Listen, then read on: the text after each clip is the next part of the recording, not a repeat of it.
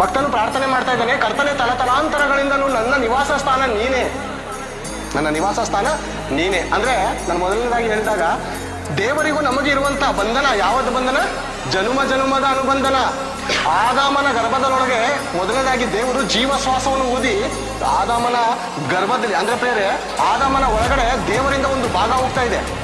ಒಂದು ಸಾರಿ ಆದಿಕಾಂಡ 2ನೇ ಅಧ್ಯಾಯ 7ನೇ ವಚನವನ್ನು ಓದಿ ಬೇರೆ. ಆದಿಕಾಂಡ 2ನೇ ಅಧ್ಯಾಯ 7ನೇ ವಚನ. ಯೆಹೋವ ದೇವರು ನೆಲದ ಮಣ್ಣಿನಿಂದ ಮನುಷ್ಯನನ್ನು ರೂಪಿಸಿ ಅವನ ಮೂಗಿನಲ್ಲಿ ಜೀವಶ್ವಾಸವನ್ನು ಊದಿದನು, ಆಗ ಮನುಷ್ಯನು ಬದುಕುವ ಪ್ರಾಣಿಯಾದನು. ಹೀಗಿರಲು ಯೆಹೋವ ದೇವರು ನೆಲದ ಮಣ್ಣಿನಿಂದ ಮನುಷ್ಯನನ್ನು ರೂಪಿಸಿ ಅವನ ಮೂಗಿನಲ್ಲಿ ಜೀವಶ್ವಾಸವನ್ನು ಊದಿದನು, ಆಗ ಮನುಷ್ಯನು ಬದುಕುವ ಪ್ರಾಣಿಯಾದನು. ದೇವರು ನೆಲದ ಮಣ್ಣಿನಿಂದ ರೂಪಿಸಿದ್ದಾರೆ ನಮಗೆ. ಸಾಮಾನ್ಯವಾದ ದೇಹ ಅಲ್ಲ ಪ್ರೇರೆ, ಇದು ನಮ್ದು ಸಾಮಾನ್ಯವಾದ ಪಂಚಭೂತಗಳು ಸೇರಿ ಈ ದೇಹದಲ್ಲಿ. ಎಷ್ಟು ಪಂಚಭೂತಗಳು? ಗಾಳಿ, ನೀರು ಸಕಲವನ್ನು ಸೇರಿಸಿ ದೇವರು ಈ ದೇಹವನ್ನು ಸೃಷ್ಟಿ ಮಾಡಿದ್ದಾನೆ. ಈ ದೇಹದ ವ್ಯಾಲ್ಯೂಯೇಷನ್ ಗೊತ್ತಾ ಯಾರಿಗಾದ್ರು? ಸುಮಾರು 36 ಕೋಟಿಗೆ ಬೆಲೆ ಬಾಳುವಂತ ದೇಹ ಇದು. ಎಷ್ಟು? ಒಂದೊಂದು ಅಂಗಗಳ ಬೆಲೆಯನ್ನು ಕಟ್ಟುವಾಗ ಡಾಕ್ಟರ್ಗಳಿಗೆ ಹೋಗಿ ವಿಚಾರಿಸಿದ್ದೇವೆ. ಒಂದೊಂದು ಅಂಗಕ್ಕೆ ಒಂದೊಂದು ಬೆಲೆ ಇದೆ.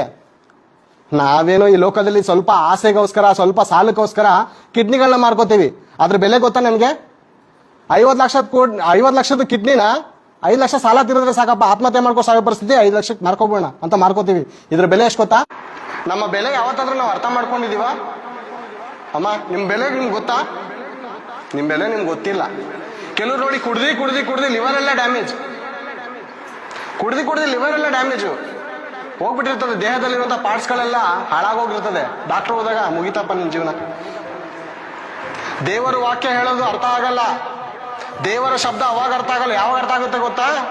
ಐಸಿಯಲ್ಲಿ ಮಲಗಿದಾಗ ಆ ಟೀನ್ ಅಂತ ಸೌಂಡ್ ಬರುತ್ತೆ ನೋಡಿ, ಸೌಂಡ್ ಬಂದಾಗ ಅರ್ಥ ಆಗುತ್ತೆ. ನನ್ನ ಬದುಕು ದಿನಗಳು ಲೆಕ್ಕಿಸಲು ಕಲಿಸ್ತವೆ. ಅವಾಗ ಮನುಷ್ಯ ಲೆಕ್ಕ ಮಾಡೋದು ಕಲ್ತಾನೆ.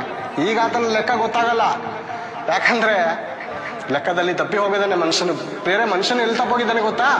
ಲೆಕ್ಕದಲ್ಲಿ ತಪ್ಪಿ ಹೋಗಿದ್ದಾನೆ. ಅವನ ಜೀವನದ ದಿನಗಳು ಯಾವತ್ತು ಅರ್ಥ ಆಗೋದು ಗೊತ್ತಾ?